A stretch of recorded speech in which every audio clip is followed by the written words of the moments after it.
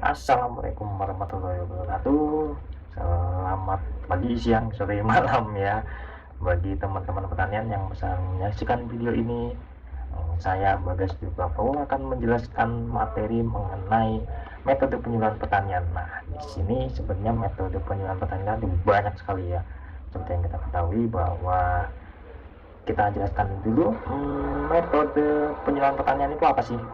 Nah, definisinya adalah metode penyuluhan pertanian itu merupakan cara atau teknik ya, cara teknik bisa dibilang sama ya, cara atau teknik penyampaian materi penyuluhan yang dilakukan oleh penyuluh pertanian itu sendiri kepada pelaku utama dan pelaku usaha agar mereka tahu, mau, dan mampu menolong dalam mengorganisasikan dirinya untuk mengakses informasi-informasi pasar, teknologi, permodalan, sumber daya lainnya, sebagai upaya apa? Untuk meningkatkan produktivitas, efisiensi usaha, pendapatan, dan kesejahteraan mereka, serta meningkatkan kesadaran dalam pelestarian fungsi lingkungan hidup. Nah, jadi di sini dapat diketahui metode penyuluhan pertanian itu adalah caranya atau tekniknya, cara apa yang akan digunakan penyuluh untuk memberikan materi-materi pengetahuan informasi mengenai informasi-informasi pertanian yang bermanfaat bagi para pelaku utama dan pelaku usaha tani. Nah, tujuan metode penyuluhan pertanian itu apa sih? Nah, di sini ada 3 tujuannya. Yang pertama adalah mempercepat dan mempermudah penyampaian materi dalam pelaksanaan penyuluhan pertanian. Nah, yang kedua adalah meningkatkan efektivitas dan efisiensi penyelenggaraan dan pelaksanaan penyuluhan pertanian. Yang ketiga adalah mempercepat proses adopsi inovasi teknologi pertanian. Nah, metode penyuluhan pertanian itu ada 3 klasifikasi ya. Yang pertama adalah metode penyuluhan berdasarkan indera penerimanya. Nah, kalau berdasarkan indera penerimanya ini yang kita ketahui ada melihat dan mendengar. Nah, di sini di peraturan Menteri Pertanian ini metode penyuluhan pertanian berdasarkan indera penerima itu ada 3. Yang pertama yang dapat didengar, yang kedua yang dapat dilihat, yang ketiga adalah yang dapat dilihat dan didengar. Nah, ini kombinasinya seperti yang kita ketahui. Kalau yang dapat didengar itu yang cuma didengar aja, tapi kalau yang cuma dapat dilihat ya hanya dilihat aja, tidak perlu didengar. Tetapi kalau kombinasi itu bisa dilihat dan bisa didengar. Untuk selanjutnya nanti penjelasan lebih jelas akan saya jelaskan di slide selanjutnya. Nah, yang kedua adalah metode berdasarkan teknik komunikasinya. Nah, di sini ada 2. Yang pertama komunikasi langsung, yang kedua adalah komunikasi tidak langsung. Nah, yang ketiga adalah berdasarkan jumlah sasarannya. Yang pertama itu pendekatan perorangan, yang kedua ada pendekatan kelompok, yang ketiga ada pendekatan massal. Nah, ini penjelasan berdasarkan teknik komunikasi. Yang pertama adalah komunikasi langsung. Nah, komunikasi langsung ini adalah metode penyuluhan yang mempertemukan kelompok secara langsung dengan media lisan, cetak, maupun terproyeksi. Nah, metode ini biasanya dilakukan dalam 2 bentuk pertemuan kelompok, yaitu ceramah dan diskusi kelompok. Nah, sedangkan komunikasi tidak langsung adalah penyampaian pesan. Nah, ini ketika berbicara tentang komunikasi tidak langsung, itu artinya penyuluh tidak langsung mengkomunikasikan secara tatap muka, tetapi menyampaikan melalui perantara. Perantaranya itu apa? Seperti menggunakan media cetak, terus menggunakan media-media elektronik seperti TV, film, radio, atau berdialog melalui media komunikasi ya. Kalau sekarang itu banyak digunakan media-media daring seperti telepon, WhatsApp, atau pertemuan lewat chatting, Zoom, itu sudah banyak dilakukan.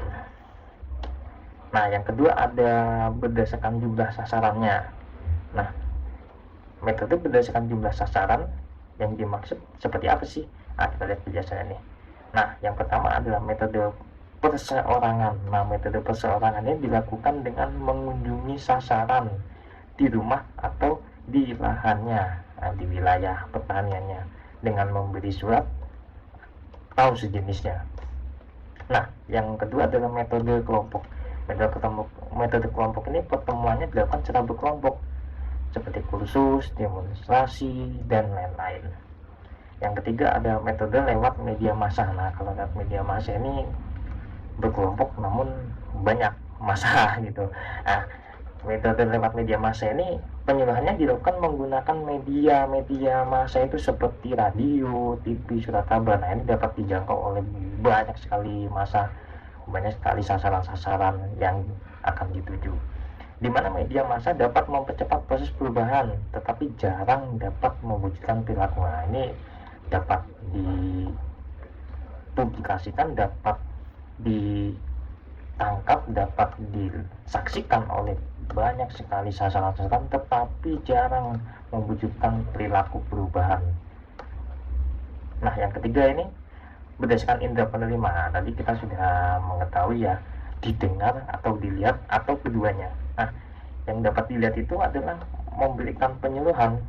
Yang diterima itu melalui indera penglihatan aja. Nah, indera penglihatan berarti cuma dilihat, nggak bisa didengar, seperti melihat gambar-gambar, poster-poster informasi pengetahuan tentang pertanian atau slide-slide presentasi mungkin ya. Nah, yang kedua adalah metode yang dapat didengar. Yang didengarnya hanya bisa didengar aja tetapi tidak bisa dilihat. Seperti apa contohnya? Seperti siaran radio. Nah, kalau di kampung-kampung pertanian itu banyak masih mendengarkan radio-radio ya. Tetapi kalau sekarang sudah lebih canggih, biasanya mendengarkannya melalui telepon atau melalui recorder pesan-pesan suara lewat WhatsApp atau dan lain-lain, banyak ragamnya ya. Yang ketiga adalah metode yang dapat dilihat dan didengar. Nah, kombinasi antara keduanya nih. Pesan penyuluhannya dapat diterima oleh sesama melalui indera penglihatan dan pendengaran sekaligus secara bersamaan. Ya, seperti televisi, film, video-video, pembelajaran, kursus, demonstrasi, karya wisata, banyak macamnya sebenarnya. Nah, jenis metode penyuluhan pertanian ini ada banyak sekali ya teman-teman. Kalau dilihat dari peraturan Menteri Pertanian tentang metode penyuluhan pertanian ini ada berpuluh-puluhan ada puluhan metode penyuluhan pertanian yang seperti temu lapang, temu bicara, temu karya, temu usaha, temu paripurna, dan masih banyak lainnya. Nah, di sini nanti bisa teman baca kembali di peraturan Menteri Pertanian mengenai metode penyuluhan pertanian, karena ini banyak sekali. Nah, ini nanti teman-teman pertanian dapat menyesuaikan metode apa yang paling sesuai untuk dilakukan penyuluhan di masyarakat kelompok usaha atau kelompok tani pada sasaran-sasaran yang akan dituju. Memilih metode penyuluhan itu memiliki pertimbangannya. Jadi saya sudah berbicara mana metode yang paling sesuai. Nah, mengetahui metode yang paling sesuai itu perlu dipertimbangkan. Apa saja sih hal-hal yang perlu dipertimbangkan untuk memilih metode penyuluhan pertanian? Nah, yang pertama itu bagaimana sasarannya. Nah, sasaran ini yang dimasukkan kepada siapa kita memberikan penyuluhan. Yang perlu dipertimbangkan pada sasaran ini ya pelaku utama dan pelaku usaha itu sendiri. Bagaimana tingkat pengetahuannya, keterampilan dan sikap sasaran ini, bagaimana sosial budayanya. Sosial budaya ini mencakup seperti adat kebiasaan di suatu daerah tertentu, norma-norma yang berlaku, dan status-status adat yang ada di wilayah tani mereka. Nah, yang ketiga ini adalah jumlah sasaran yang hendak dicapai pada suatu waktu tertentu. Nah, berbicara mengenai pertimbangan sasaran, terdapat 3 tadi. Apa yang perlu dipertimbangkan pula di dalam sasaran tersebut. Nah, yang kedua adalah sumber daya penyuluhannya. Nah, kita perlu mempertimbangkan sumber dayanya. Hal-hal apa saja yang perlu dipertimbangkan dalam sumber dayanya? Yang pertama adalah bagaimana kemampuan penyuluh.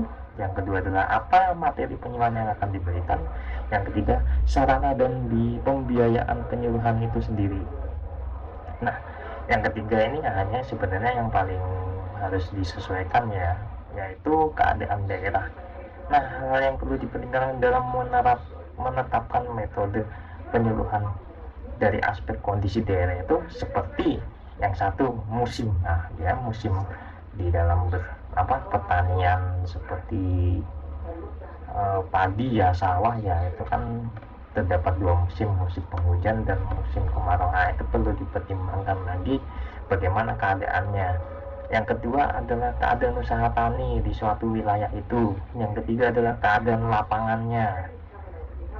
Ini teman-teman perlu mempertimbangkan keadaan daerah ini ya untuk menentukan metode penyuluhan pertanian yang paling sesuai. Dan yang keempat itu adalah kebijaksanaan pembangunan pertanian. Nah, ini kalau bicara tentang pertanian, kita juga bicara tentang kebijaksanaan pembangunan pertaniannya juga.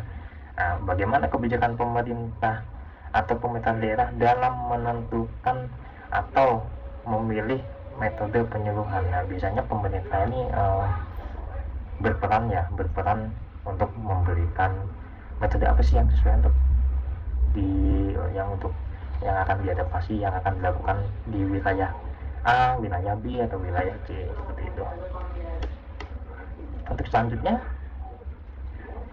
nah ini ada semacam bagan ya, bisa saya jelaskan sedikit. Nah, di sini ada tingkat adopsi, ada sasaran, dan ada metode PP, metode penyuluhan pertanian. Nah, jika tingkat adopsinya sadar dan minat, maka sasarannya adalah hubungan massal, hubungan yang sangat banyak, lebih dari kelompok, yaitu massal. Nah, apa metode yang sesuai? Metode penyuluhan apa yang paling sesuai untuk tingkat adopsi sadar dan minat dan sasarannya hubungan massal ini? Nah, yang sesuai adalah seperti rapat, siaran pedesaan, pemutaran film, penyebaran brosur, atau pemasangan poster atau spanduk dan yang sejenisnya. Ini yang bisa dijangkau oleh masyarakat luas, kelompok usaha tani, ada kelompok sasaran yang sangat banyak ini bisa dijangkau. Nah, jika tingkat adopsinya menilai dan mencoba, maka sasarannya adalah hubungan kelompok. Nah, kelompok ini berbeda dengan massa ya. Kalau kelompok ini sudah ditentukan, biasanya satu kelompok itu bisa terdiri dari beberapa puluh sasaran. Nah, metode apa yang paling sesuai untuk tingkat adopsi menilai dan mencoba ini dan sasarannya adalah hubungan kelompok? Metodenya yang sesuai adalah diskusi kelompok, karya, demonstrasi, hingga karya wisata. Nah, ini nanti teman-teman bisa ulas lagi di peraturan Menteri Pertaniannya. Apa itu diskusi kelompok, temu karya, demonstrasi, dan karya wisatanya. Nah, di peraturan itu sudah tertulis secara jelas. Yang ketiga adalah jika tingkat adopsinya adalah menerapkan, penerapan atau implementasi ya, itu sasarannya adalah hubungan perseorangan. Nah, metode apa yang paling sesuai untuk hubungan perseorangan ini?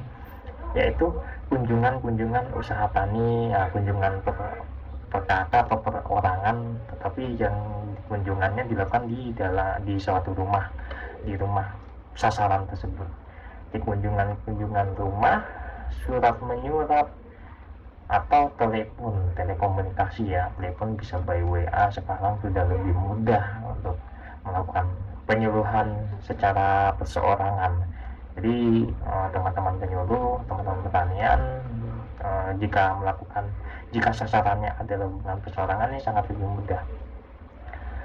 Sasaran bisa menghubungi lewat by WhatsApp, telepon. Akan terjadi pertukaran pengetahuan mengenai pertanian. Selanjutnya yaitu ini penutup ya.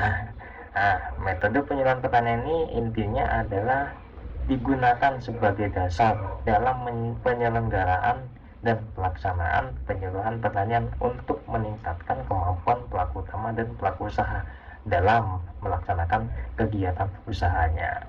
Nah, jadi demikian penjelasan yang dapat saya sampaikan. Sebenarnya banyak kurangnya, kalau lebihnya itu ya dapat disimpan ya. Yang kurangnya tidak perlu diambil. Mohon maaf jika ada salah kata, jika ada koreksi mohon dikoreksi. Teman-teman bisa komen di kolom komentar atau menyukai video ini bisa di like, Dan jangan lupa di subscribe ini channel e-learning pertama yang dimiliki oleh pelatihan manajemen penyuluhan pertanian. Nah, nanti di sini teman-teman kalau subscribe bisa mendapatkan video-video terupdate, video-video mengenai materi-materi penyuluhan pertanian. Terima kasih, saya Bagas Ciptatwo, pamit undur diri. Wassalamualaikum warahmatullahi wabarakatuh.